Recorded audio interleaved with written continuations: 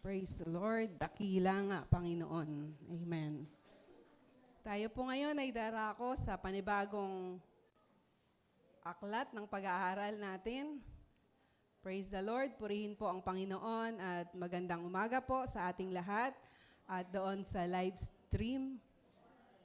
Good morning po at shout out po kay Teacher Milot Rhodes dyan sa Hawaii. Hawaii naman po. Praise the Lord. At kay sa kumari kong kay Isel. Praise the Lord. Hallelujah. Tayo po ngayon ay mag-pray po muna tayo. Praise God. Aming Diyos, salamat sa patuloy na kalakasan na pinagkaloob nyo sa umaga na ito sa aming buhay. Salamat sa pagtuturo mo, Santong Espiritu, sa aming kalagitnaan. Salamat sa patuloy na pagbibigay mo sa amin, Panginoon, ng lahat-lahat ng aming mga pangangailangan. Ikaw na Diyos na sumasa amin at hindi mo kami iniiwan at hindi mo kami pinababayaan. Salamat po, Ama. In Jesus' name, amen. Okay, diretso na po tayo sa ang atin po ngayong tatalakayin ay pamagat ay Sola Gratia. Ang ibig sabihin po niyan ay saved by grace. Sola. Kaya po, paborito po namin yung solang inumin ni Maring Carol. Alam naman po ninyo yan, yung sola. Ibig sabihin ng sola is save. So, ligtas. Lalo na po yung raspberry. Hindi po ako nagpo-promote. Praise the Lord. Ang teaching daw po na ito ay salvation. Yung daw pong salvation is yung pinakamahalaga. What is one of the most important teachings in Christian faith? Ito po yung most important. In the field of theology, we called it soteriology. What is the soteriology? Next slide. The doctrine of salvation. Kung tayo po ay sa college, meron po tayong, kasi sa mga Catholic school, ang tawag po doon ay theology, may subject pong ganon. Ano yung tinuturo theology na ito, isa sa natandaan ko noon yung doctrine of salvation. Sa madaling salita, ang doktrina ng kaligtasan ay sentro ng pananampalatayang Kristiyano dahil itinuturo po rito kung paano yung tamang magkaroon ng kaugnayan sa Diyos at magtamo ng buhay na walang hanggan. Tinuturo din po rito sa doctrine of salvation na ang kaligtasan ay isang libreng kaloob na makakamtan sa pamamagitan ng pananampalataya kay Hesukristo. Sino ba si Jesus? Siya yung nag-alay ng kanyang buhay upang mabayaran ang mga kasalanan ng tao at siya rin ay muling nabuhay para tayo ay bigyan ng bagong buhay. Yun lang po yung natatandaan ko sa theology sa Regina. at ito po, ang doctrine of salvation ay mahalaga din po. Mahalaga po. It is the most important teaching. Pero nakalulungkot po yung ibang katuruan namang salvation ay mapapag-aralan po natin yan sa susunod na pag-aaral natin. At ang lahat daw po ng relihiyon sa buong mundo ay nagtuturo ng kaligtasan. Ang katuruan ng lahat ng relihiyong sa buong mundo patungkol doon sa kaligtasan ay maaari daw pong ihanay sa tatlong kategory. Ano-ano po ba yung mga kategory na yan? Una po, salvation by works, kaligtasan sa pamamagitan ng iyong mga gawa. Pangalawa, salvation by grace plus works. Kaligtasan sa pamamagitan ng biyaya na may kasamang gawa. At pangatlo po, salvation by grace alone. Kaligtasan sa pamamagitan lang ng biyaya. At sa ating pong pagbabagtas sa pag-aaral natin ay makikita po natin ang mga iyan. Pero hindi po muna iyan. Yung mga balangkas na yan ang ating tatalakayin. Mayroon po tayong tatalakayin na isang verse o mga verses na one of the most misinterpreted verse. Ito po ay nasa Philippians 2:12. Basahin po natin. Therefore, my dear friends, as you have always obeyed, not only in my presence, but now much more in my absence, continue to work out your salvation with fear and trembling. Ang ano po dito ay continue to work out. At marami pong nagkakamali na pakahulugan. Nami-misinterpret po itong verse na ito. Sa Tagalog, mga minamahal. Sabi rito, mga minamahal, kung paanong lagi ninyo akong sinusunod noong magkakasama pa tayo. Si Paul po ang nagsulat nito, nagsasalita. Lalo sana kayong maging masunurin kahit ngayong malayo na ako sa inyo. Next, sikapin ninyong ipamuhay ang kaligtasang tinanggap ninyo at gawin ninyo ito ng may takot at paggalang sa Diyos. Ang dito naman, sikapin ninyong ipamuhay. Para pong, ibig sabihin, may works, di po ba? Siyempre, mag-i-effort ka magsisikap ka ng sarili mo. Okay, balik tayo doon sa NIV. Sabi rito, continue to work out your salvation with fear and trembling. Ang sabi, sa unang basa daw po ay, nang ganitong sinasabi sa atin ay parang, work out your salvation, parang sinasabi sa atin na ang talatang ito ay mayroon tayong dapat gawin.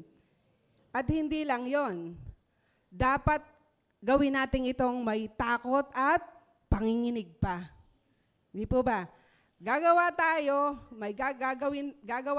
sa ating, para tayo maligtas at may epekto pa, may takot at panginginig pa. Sa pangalawang basa, mapapansin mo tila daw na hindi naman pala ganon ang ipinahihiwatig. Sapagkat ang sinabi naman ay work out. Hindi po work for. Ayun. Sabi ni Paul, hindi sinabi ni Paul na work for your salvation, kundi work out your salvation. Magkaiba ang kahulugan ng work out sa work for. Anong pagkakaiba? Spelling, di po ba? Pero iba po talaga ang kahulugan. Ang phrase na work out ay galing sa original Greek na salitang katergasomai. Ayan, ang ibig sabihin po, katergasomai. Learning is fun po. Learning is fun talaga. Okay, work out, ano ibig sabihin? To carry out. To carry into effect. Pagka to carry out, tsak na may bitbiting ka, di ba? Naroon na yun eh. Pero pagka work for, wala, nothing. Tsak na mayroon kang bibit-bitin kasi naroon na siya. Naroon na yung salvation. Okay. Ang phrase na workout po ay galing sa katergasomai na ibig sabihin is work out, to carry into effect. May effect talaga pag mag-work out. Mamaya po, may makikita kayo. May guest po ako mamaya rito. Pansinin mong maigi po yung workout, not work for. Ang literal na kahulugan ng workout ay to carry out. Okay.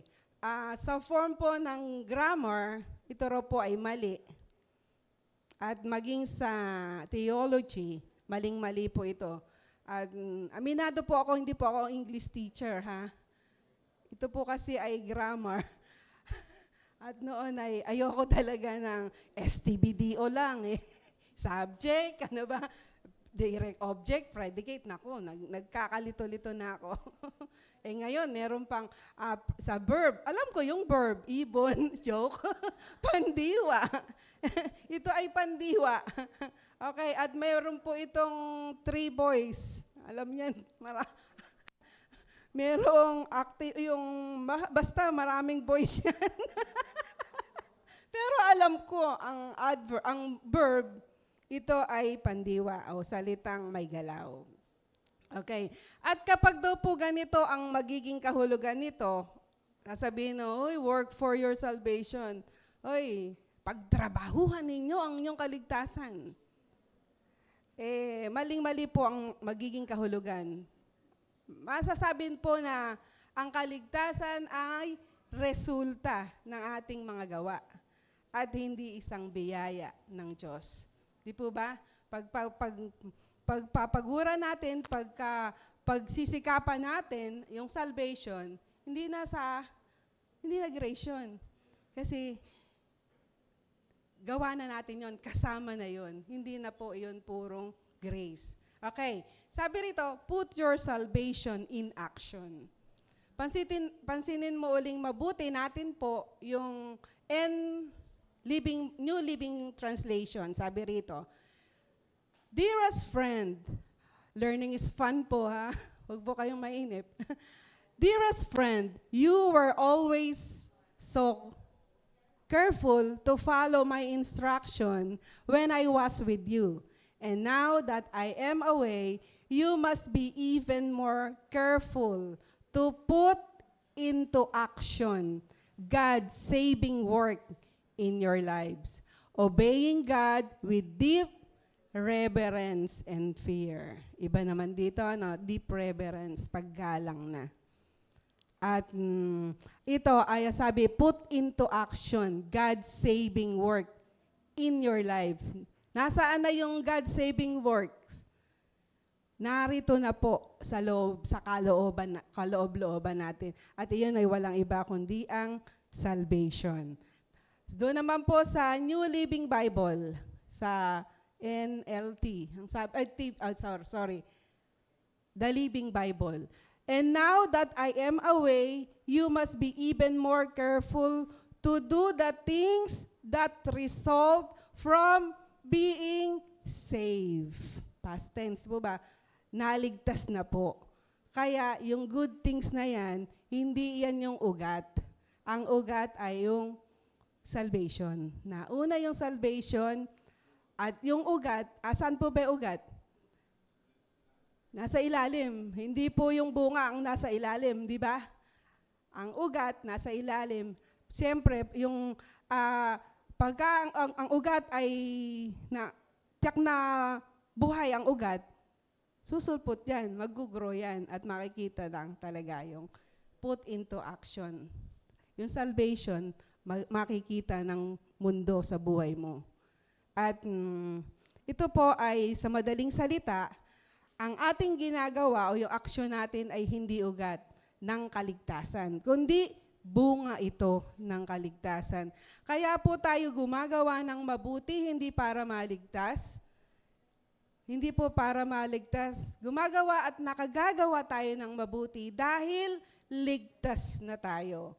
Ang iyong mga mabuting gawa ay hindi sanhi ng kaligtasan, kundi resulta ng kaligtasan. So, alam na po natin, malinaw na po tayo, no? Yung work for at work out. Gagawa tayo hindi para maligtas, kundi tayo ay ligtas na. Ang ating mabuting gawa ay sanhi ng kaligtasan, kundi ito ay hindi po sanhi ng kaligtasan, kundi ito ay resulta ng ating kaligtasan. At pagdating po sa kaligtasan, perfect na yan. Kompleto na yan. Tinapos ni Kristo Jesus 100%, walang duda. At tayo po ay 100% saved by grace. Amen po ba? Palakpakan nga po natin ang Panginoon. We are saved 100%. Wala pong duda, walang pag-aalinlangan. Tinapos na ni Kristo ang kaligtasan. At iyan ay ibinibigay at tatanggapin mo. Salamat po sa Panginoon. Next topic po natin ay the word hermeneutic. Learning is fun. Hermeneutics. Ano ba ito? Kami po ay nasa third year na ng pag-aaral sa EMI Pastors Academy. At nakatawag pansin po sa akin itong hermeneutics word na ito. Nabasa ko at naintindihan ko ang kahulugan ng hermeneutics. Sabi rito, it is the science and art by which the meaning of the text is discovered. Hermeneutics. The proper way of doing hermeneutics is you discover the meaning of the text. Ang tunay po na kahulugan ng kasulatan ay nasa kasulatan din. Lagi po natin tatandaan na ang scripture o ang kasulatan ay ininterpret by itself. Siya rin po ang nag-interpret. At hindi po natin kayang i-interpret ang scripture. Ang kasulatan ay si Jesus mismo. Nakakasiguro ka na tama ang paliwanag mo sa kasulatan kung ang Panginoong Jesus ang nakikita mo sa Word of God, doon sa kasulatan. Always keep this in our minds. The scripture has only one interpretation but many application. Diyan po tayo yung scripture, iisa po yung interpretasyon. Pero maraming application. Kasi iba-iba tayo ng kultura. Yung pong application natin, talagang iba-iba. Pero iisa ang interpretation.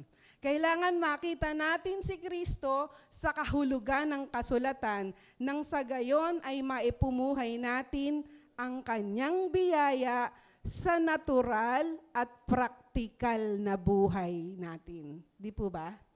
At napakaganda po ng hermeneutics. Kapag ikaw ay magre-read ng Bible, makikita mo si Jesus.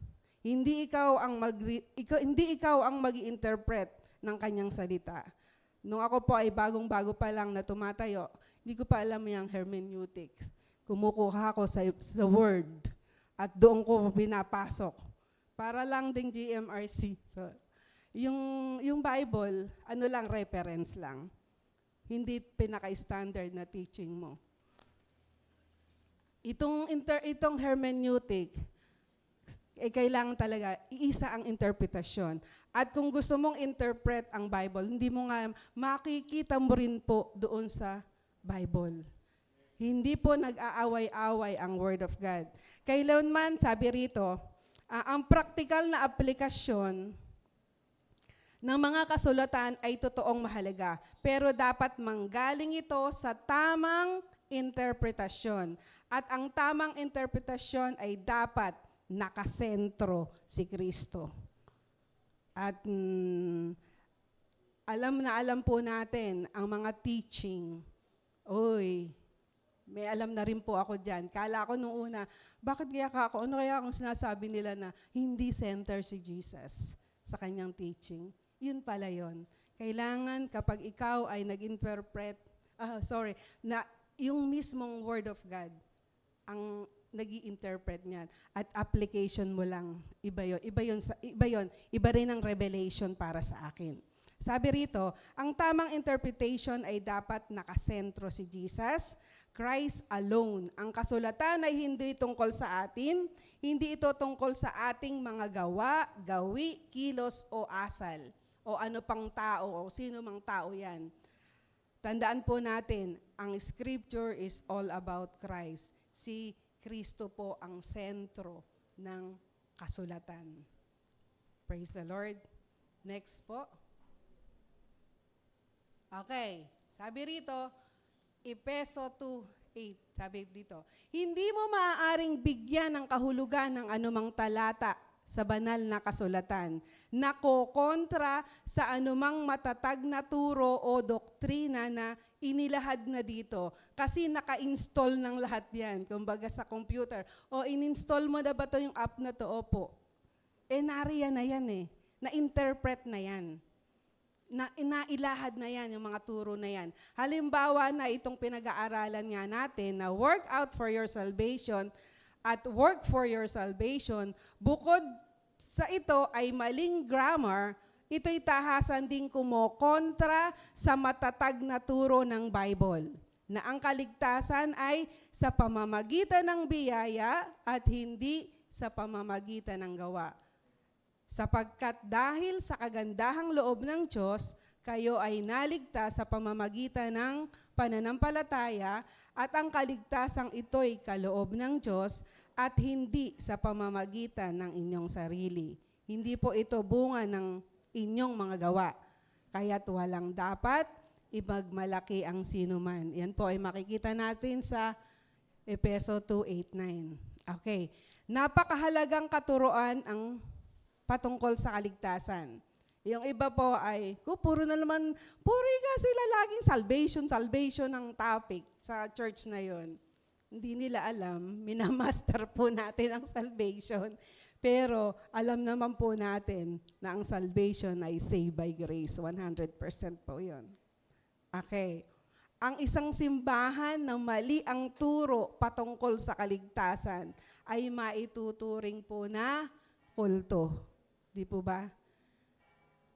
Ang maling turo patungkol sa kaligtasan ay mapapahamak ang tao patungo sa impyerno. Hindi maaaring parang tama o medyo tama lang. Wala pong tama, may tama sila. Hindi naman pwede, uy, ligtas ako. Uy, mamaya hindi na ako ligtas. Ano yun? Di ba? Para po ekang tama. Pero medyo po eka tama. Hindi po. Concrete po ang salvation. Amen? Okay, ang sabi po dito, kailangan siguradong tama ang turo sa salvation. Sapagkat dito nakasalalay kung saan ka pupunta pagkatapos mong mamatay. May iba, hindi ko nga ikaalam pero nagpipreach siya. Maya-maya, ala na yung salvation niya, nalaglag siguro. Tapos pupulutin na naman niya. Tatanggapin na naman uli niya si Jesus. Ano yun? May pag-alinlangan, di po ba? Paduda-duda, di ba? Nawawala. Minsan, siguro, nakalimutan. May dementia ba? Okay. Sabi rito, lalo na yung mga katuroan na pupunta ka sa langit, baka mapunta ka sa langit o sa impyerno o sa purgatorio. Wala po sa Biblia yung term na purgatory. Si Jesus din po hindi niya nasabi yung purgatorio. At maging ang mga apostol, hindi nasagi sa teaching. Meron ba, Pastor Paul, na purgatorio sa Bible? Wala naman po siguro, no? Sige, ayan. Kaano na ako, di ba, Pastor? Pero wala po. Okay. Hindi ito nabanggit minsan man ni Jesus ang purgatory. Ang kaligtasan po ay simple at madaling unawain. Salvation made easy nga, di ba? Pinag-aralan na po natin yan. At hindi po nais ng Diyos na ang kaligtasan ay maging komplikado. It's not complicated, sabi nga. Sa totoo, nais ng Diyos na ang lahat po, sa totoo lang, madali lang, pinadali ng Diyos. At yung mahirap, ay siya na ang gumawa. Di po ba? Okay. Hindi nais ng Diyos na gawing komplikado ang kaligtasan. Ito'y ginawa ng Diyos na madali para sa atin. Sa katunayan, ang kaligtasan ay isang biyaya na malaya niyang ibinibigay sa atin. Inako na ni Kristo ang pinakamahirap na bahagi nito sa pamamagitan ng pagkamatay ni Kristo sa krus upang tubusin ang ating mga kasalanan at magdulot sa atin ng kaligtasan. Ang kailangan lang gawin ng tao ay manampalataya at tanggapin ang regalong ito ng kaligtasan. Ang sabi ng Panginoong Hesus sa Matthew 11:25, ito po ay isang panalangin ni Jesus. Sabi rito, I will praise you, Father, Lord of heaven and earth, because you have hidden these things from the wise and learned and revealed them to the little children. Ang wika pa ni Jesus sa Mateo 18:3, Katotohanang sinasabi ko sa inyo, malibang kayo'y magbago at maging tulad ng mga bata, kailanmay hindi kayo makapapasok sa kaharian ng langit. Ang kasimplihan ng kaligtasan at ang kaharian ng Diyos ay maaaring maunawaan maging bata. Kaya yung mga bata po sa Sunday school, alam na alam nila yan. At na alam nila na kapag ka ikaw ay niligtas ni Jesus, ligtas ka na. Simple lang po ang kaligtasan. Tanggapin ang Panginoong Jesucristo. Ang ibig sabihin, walang intensyon ng Diyos na gawin itong komplikado. Ang iba, matapos maligtas ay iniiwan na sa ere at nakabitin at hindi alam kung ano ang susunod. Convert, di ba? Naligtas ka, baby Christian. Yung iba po ay, yung nag-share, iiwanan na. Iiwanan na yung sinieran. Paano ngayon siya? Walang magpa-follow up. Ang kaligtasan, kasi ligtas ka na. Sabi nga, ligtas ka na eh. Okay na yan. Gumapang ka. Di ba? Ganun ang baby, newborn eh. May pacifier yan, naka-diaper. Hindi niya alam kung saan siya pupunta. Kaya minsan nakakain ng ipis ang baby. Walang nag-aalaga. Kala kasi natin, ganun lang. Basta maligtas lang, tapos na. Okay lang kung ikaw ay nasa isang para kang yung magnanakaw. Jesus, alalahanin mo ko. Kapag ikay napunta na, pag pumunta ka na doon sa kaharian mo, sabi ni Jesus, ay ngayon din. Sige, sama kita. Tayo, alam, hindi ba sasabihin ni Jesus yan? Di ba? Paano yung baby, newborn babe? Spiritual po ito ha, pagka na-born again na. Paano kaya siya? Ano ba ang kaligtasan niya? Ligtas na, okay na. Pero pwede mo namang igabayan sila eh. Okay, sabi rito, ang kaligtasan ay hindi ang katapusan, kundi ang simula. Kasi nung una ko pong ni-receive si Jesus, okay, naligtas na ako. Wala lang, ganun lang. Basta ligtas ako ha. Wala na akong ginagawa, basta walang grow. At sabi rito, ang kaligtasan ay hindi ang katapusan, kundi ang simula. Ang pagtanggap ng kaligtasan ay hindi ang katapusan. Sa totoo lang po. Ito ang simula. Simula ito ng iyong bagong buhay kay Kristo. Ang sabi sa Biblia, na ang lahat ng tumanggap kay Kristo ay binigyan niya ng karapatang maging anak ng Diyos. Anak po tayo ng Diyos ngayon. Anak na tayo ng Diyos. At ang ating pagiging anak ng Diyos ay hindi nakasalalay sa ating feeling. Parang ako nga noon, sabi ko nga, feel ko, ligtas na ako. Ala ko lang pala yun. Pero iba yung way ng pamumuhay ko noon, nung panahon na yon. Kundi sa ating pananampalataya, yung faith na yan sa salita ng Diyos. Lubhang mahalaga na sa simula pa lang ang iyong bagong karanasan ay masiguro mo na walang pag-alinlangan na ikaw ay tunay na ligtas. Ang sabi po rito, salvation, it is not just a destination that you want to reach. Yung gusto mo lang. Effort mo lang din. Gusto mo lang eh. But also our journey that you want to take. Okay, manlalakbay po tayo. Along a lifelong journey with God from here to eternity. Kasama po natin ang Diyos. Habang tayo ay naglalakbay sa mundong ito, kasama natin ang Diyos. Ang kaligtasan ay paglalakbay kasama ang Diyos sa buhay na ito hanggang sa kabilang buhay.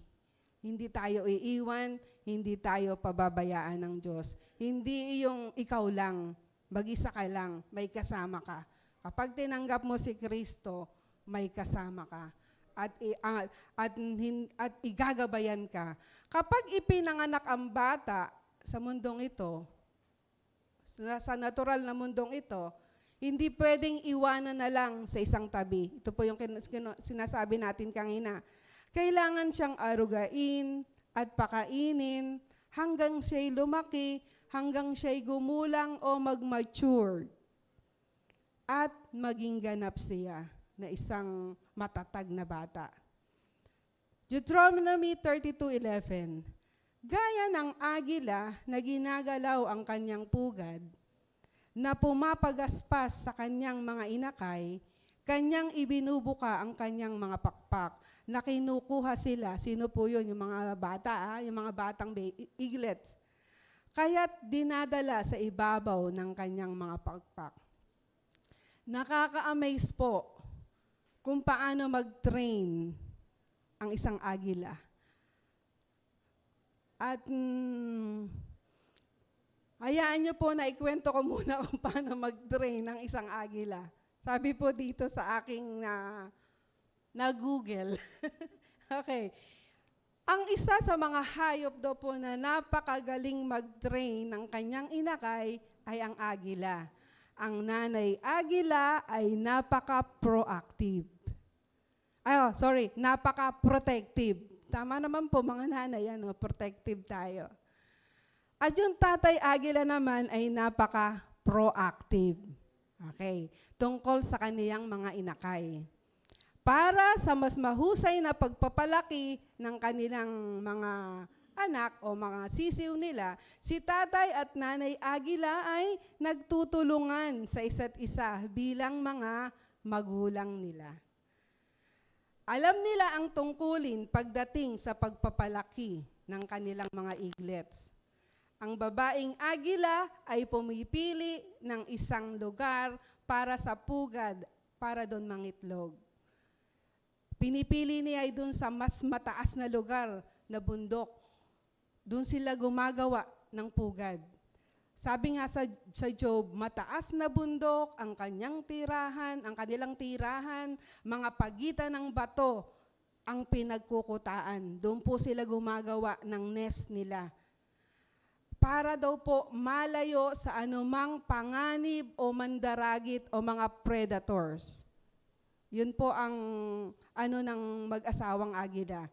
Ang tatay agila din ang kumukuha ng panggawa ng pugad at maging ang kanilang mga pagkain. Kasi syempre, buntis yung nanay, naroon lang sa siwang ng bato. At yung tatay agila ang kumukuha ng mga gagamitin paggawa ng pugad.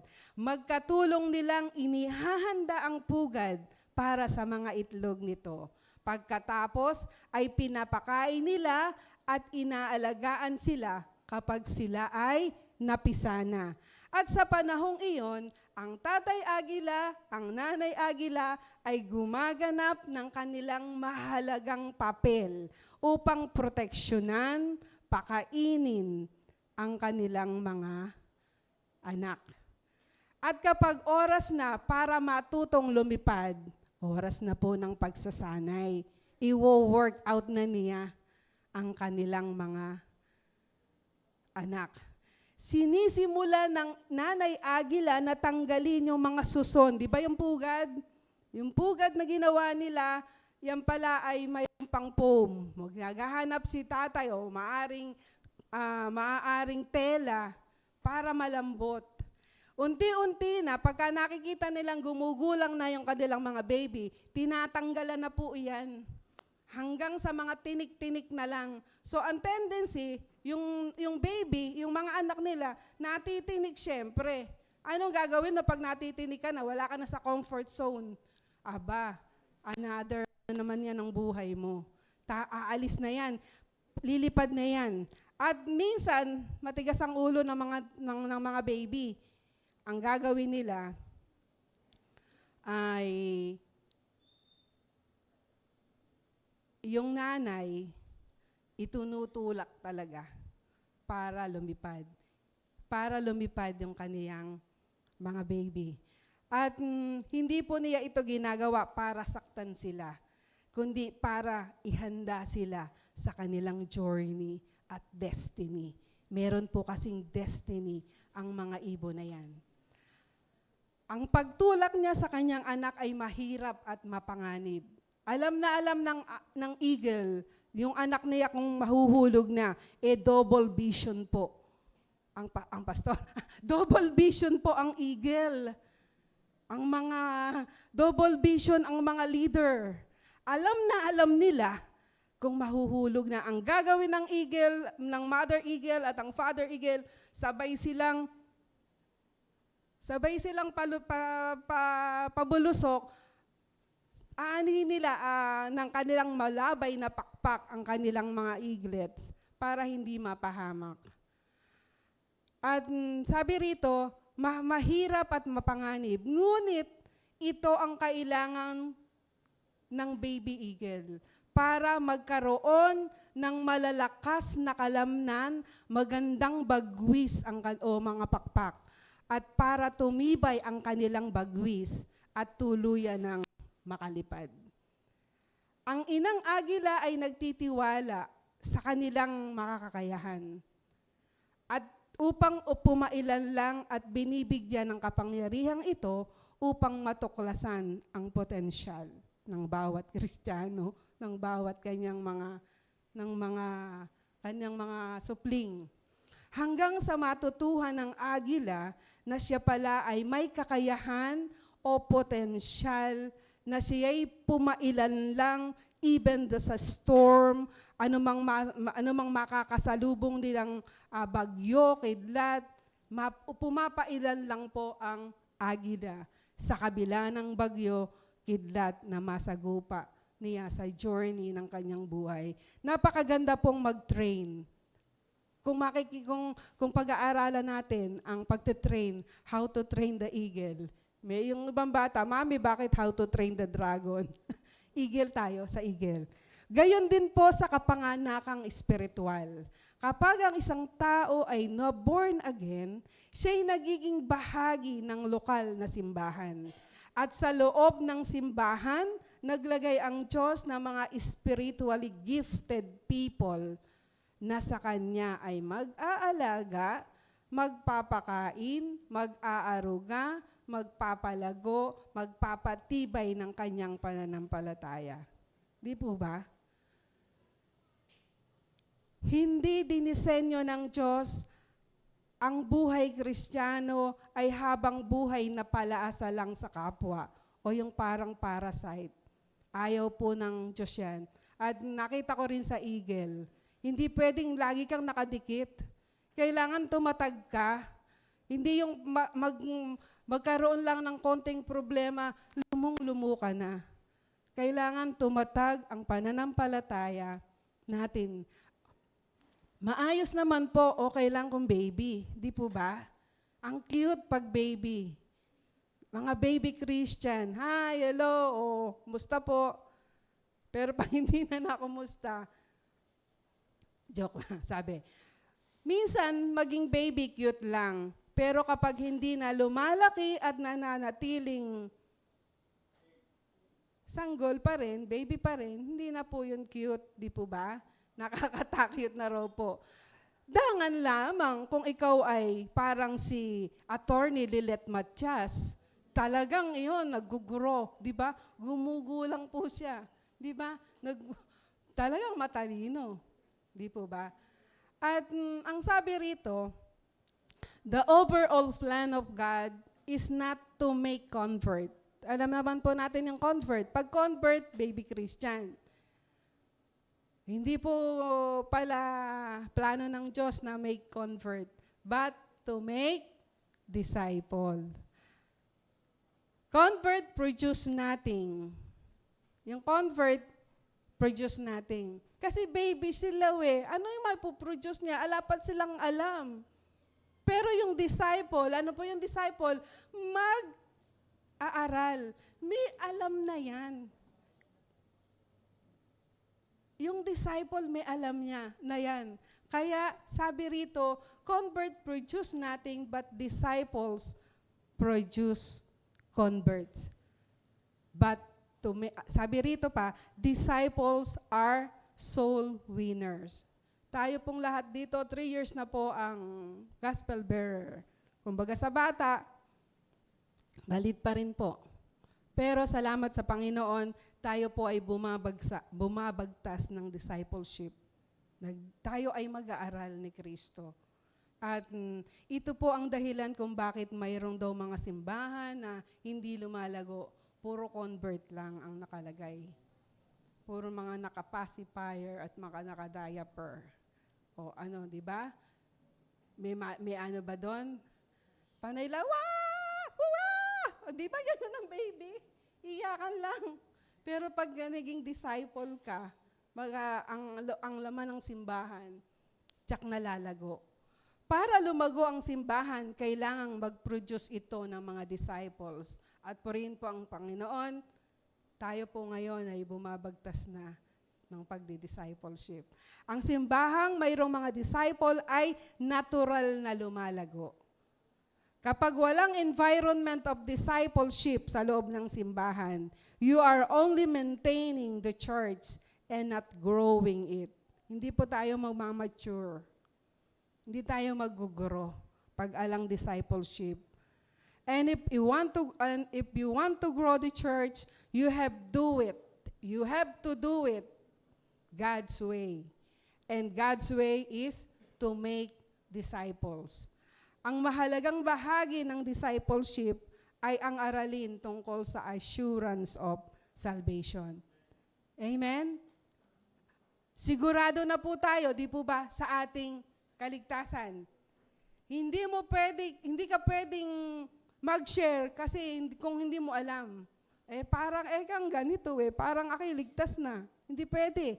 Kailangan 100% alam mo na ikaw ay ligtas na. At iyon po ang isi-share natin, ang ginawa ni Kristo sa krus ng Kalbaryo. Ang kawalan po ng sapat na turo patungkol sa katiyakan ng kaligtasan ay tuwirang nakakaepekto sa evangelism. Ang kumpiyansa ng magbahagi ng kaligtasan sa iba ay nakasalalay sa confident na mayroon ka. Tanong mo nga kung disciple po yung katabi mo. Amen. Sigurado po tayo, walang pag-aalinlangan, ikaw ay tunay na ligtas na at ligtas kailan paman. Hindi na po nabubura yan, hindi na po mawawala ang kaligtasan niya yan. At malinaw na po, alam na po natin, tayo ay naligtas dahil sa biyaya ng Diyos. Ikaw ay mananampalataya at alam mo, masasabi mo, I am 100% saved by grace. Amen po? Yes? Okay. Work out your salvation. Ang sabi po ni Paul, ni Apostol Pablo, continue to work out your salvation. Kapag ang isang tao ay nagpunta sa gym para mag-workout, di po ba? Pagka nasa gym, mag-workout ka, tiyak. Mayroon ba siyang muscle sa katawan? Tumayo ka nga anak, yung anak niyong pogi. Tayo nga anak, Sean. Nakita niyo po si Sean? May muscle ba yan? Yes, may muscle yan. Hindi lang halata. Diba? Meron na. Kasama sa physiological makeup natin na ang mga muscle sa ating katawan. Hindi siya nagwo-workout sa gym para magka-muscle. Okay, may muscle na yan. At kaya ka nagwo-workout para ma-develop ang iyong muscle. At meron po ritong natutuwa ako sa binatang taring na to, sa Ambeyan. Tingnan nyo nga po naman ang kanyang mga pandesal sa katawan. Tayo nga anak. Yan. Yan. Ang pormadong kalamnan. Undeveloped muscle, di ba? Di po ba? Gusto ko nga magsando, ayoko, baka ka. Kitang-kita po ang mga muscle na yan. Oo, dati po, payatot yan. Talaga. Estudyante ko po yan sa Sunday School. Ang payat niya. Ngayon, pwede bang ma-interview? Paano ba ma-achieve ang ganyang katawan? Ano ba ginagawa mo? Consistency and discipline po. Ayun. Para daw ma-achieve yung kanyang muscle, consistency and discipline. Aray. Discipline ba? Tingnan niyo po, oh. Yan ang muscle. Pero si Sean, may muscle na rin, di ba? Kaya lang, hindi pa develop. Pero pagka ikaw ay nag-gym, pag ikaw ay nag-workout, yan. Salamat po, sir. Yan. Kagaya po ng ganyan. Yan ang muscle, di po ba? Meron na. At sabi rito, yung iba po ay maraming, sabi nga niya, disiplina at consistency. Maraming oras ang ginugugol ng mga athletes sa loob ng gym para hubugin ang kanilang mga kalamnan. At sa atin pong sa observation po lang, hindi lahat ng nagpupunta sa gym ay seryoso. Kasi po yung anak ko, ganyan din, nag-gym din. Kilala niyo po si Yuel. Mami, hirap. Diyos ko, 3 araw na yata sa higaan, nilalagnat. Anak, hindi ka seryoso. Yung iba naman, nagpupunta sa gym para makakita ng sexy. Diba? Meron naman ganun talaga. Yung iba, talagang nagpapapawis ng katawan. Pawis na pawis. Tara, yung mga, parang lumabas ang lahat ng lalabas. At yung iba naman, pakwento-kwento lang. Diba? Yung iba ko, nagkukwento lang eh. Lumalabas naman. Sabi rito, galing din eh. Yung seryosong nadidevelop yung mga muscle niya. Yung hindi nagkakamuscle, yung nagkakamuscle na pagkwento ng kwento ka lang doon, dila daw nagkakamuscle sa'yo. Kasi meron naman talaga na barkada lang. Halika pare ka, magpa-workout. Mag-workout tayo pare. Sige ka, mag-workout ka na dyan. Yung iba pala, nakikichismis lang. Yung kumpare niya, malaki na katawan, siya malaki na dila. Kakakwento. Ang sabi daw po ng trainer, ang workout sa gym ay also mental. That is why it requires focus. Sabi nga niya, consistency. Kailangan. Focus ka lang. Ang pag-develop ng muscle ay hindi ganun kadali. Napakahirap po talaga. Mag-badminton ka lang. Mahirap talaga. Kailangan ng panahon, disiplina, at mataas na antas ng dedikasyon.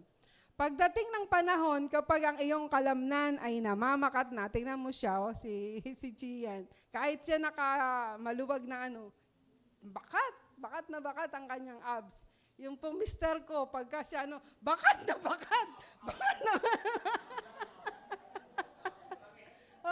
Yung ab lang daw pala. Abdomen.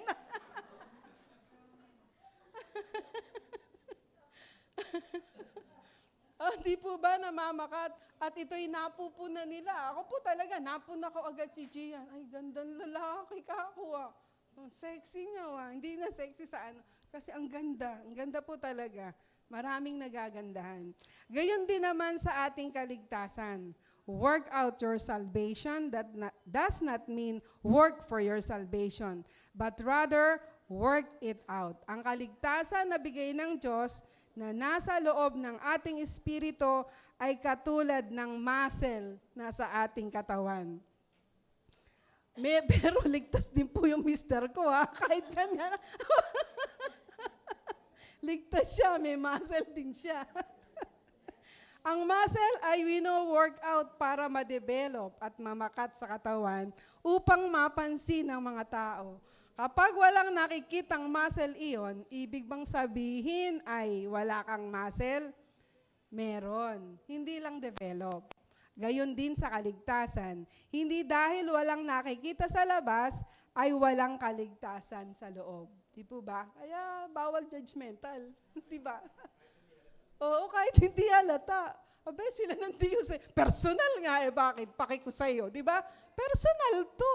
Sila ng Diyos ang bahala ka. Basta share mo lang sila ng sharean. Alagaan mo lang sila ng alagaan. Huwag kang paki. Di ba? Hindi lang dahil nakikita sa labas ay wala ng kaligtasan sa loob. Hindi ba pwedeng meron naman, pero hindi nga lang fully developed. Kaya hindi namamakat. Nagturo po dati si Brother Santi doon sa COG, di po ba? At meron pong, nung habang siya nagbabasa, may nai-strike sa puso ko yung kanyang binasa. Sabi po dito, what is the key to working out our salvation? Ano ba yung susi? Pupunta ba ako sa gym? Oo, tama. Ang key daw po ay walking in the Spirit is the key to working out our salvation. Kapag lumakad tayo sa Espiritu, kasi yung Spirit natin ay na-born again, at ang Holy Spirit, ang Espiritu na na-born again, magkasundo po yan. Magkasundo yan.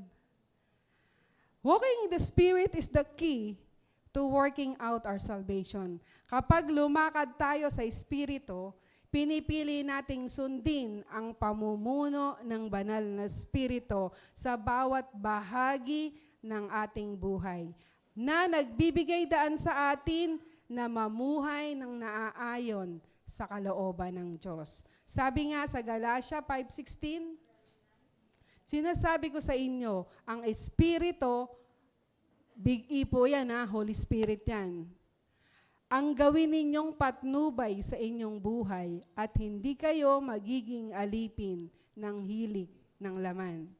Says, walk by the Spirit and you will not gratify the desires of the flesh.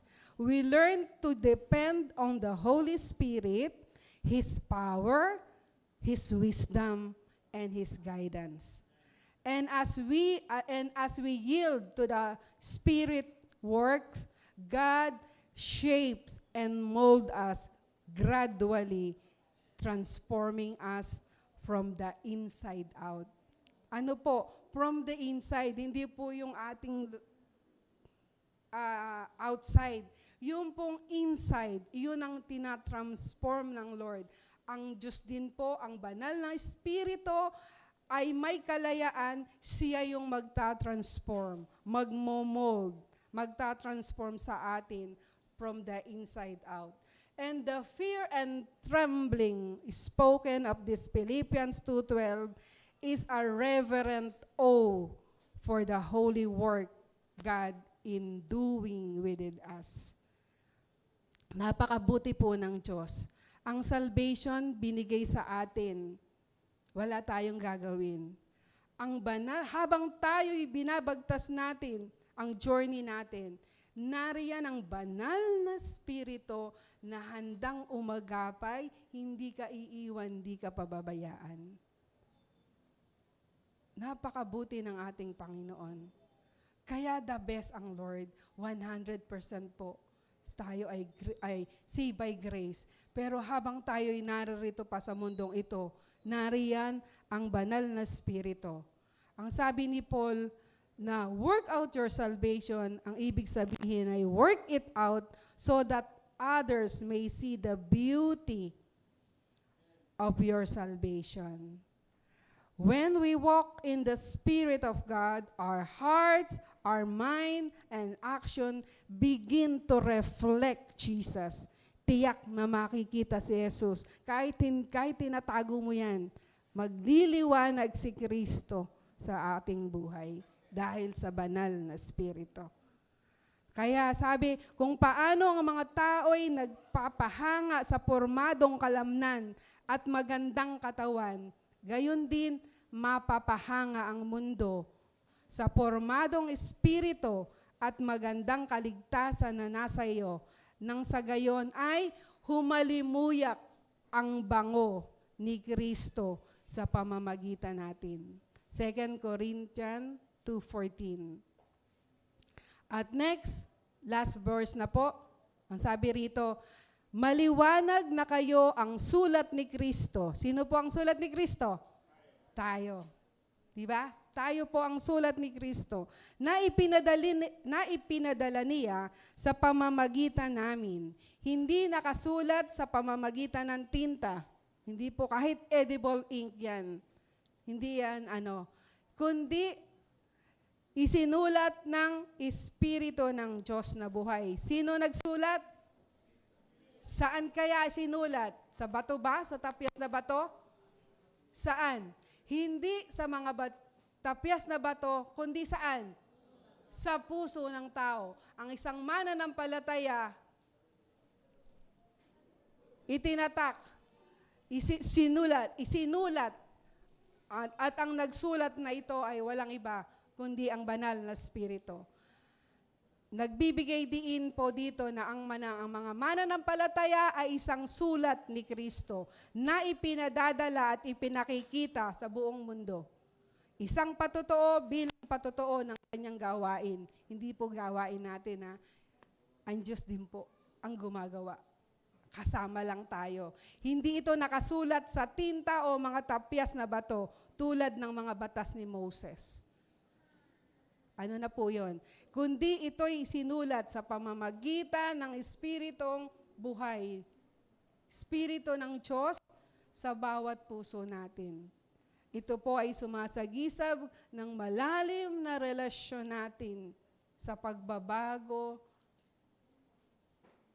Nagtatransform tayo, malalim na relasyon, yung deep intimacy sa ating Diyos.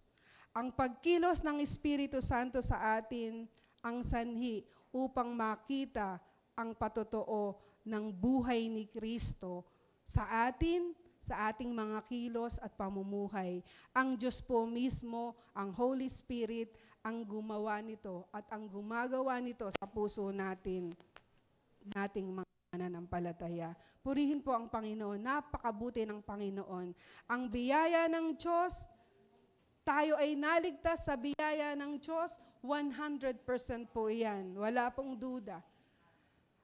Nariyan po ang banal na Espiritu na handang umagapay sa ating buhay. Purihin ang Panginoon. And the big idea is, I am 100% saved by grace. Purihin po natin ang Panginoon.